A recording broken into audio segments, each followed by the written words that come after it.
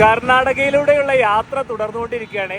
രാവിലെ ബ്രേക്ക്ഫാസ്റ്റിന്റെ ടൈം ആയപ്പോൾ സുഹൃത്ത് റഹീം പറഞ്ഞ് ഗുണ്ടൽപേട്ട് മാർക്കറ്റിനകത്ത് അടിപൊളി മസാല ദോശ കിട്ടുന്നുള്ളത്. നമുക്കൊന്ന് പോയി കഴിച്ചു നോക്കിയാലോ? വയോ പോയി വെക്കാം.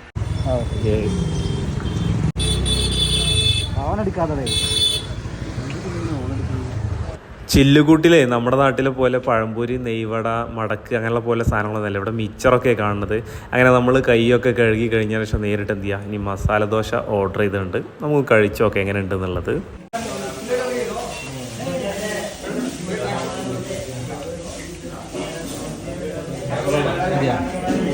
ചമ്മന്തി അടിപൊളിയാണ്. അത് മസാല ദോശയിൽ നമ്മൾ മസാല ഉണ്ടല്ലോ,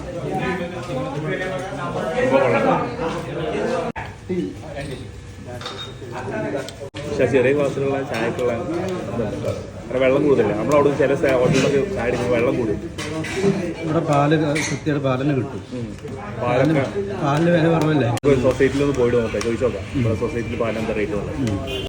മസാല ദോശക്ക് 50 രൂപ, ചായ 10 രൂപ. സംഭവം കൊള്ളാട്ടോ, നല്ല ടേസ്റ്റി ഫുഡായിരുന്നു. അപ്പോൾ കൂടുതൽ കാഴ്ചകളും വിശേഷങ്ങളായിട്ട് മറ്റിടത്തുനിന്നാണ്.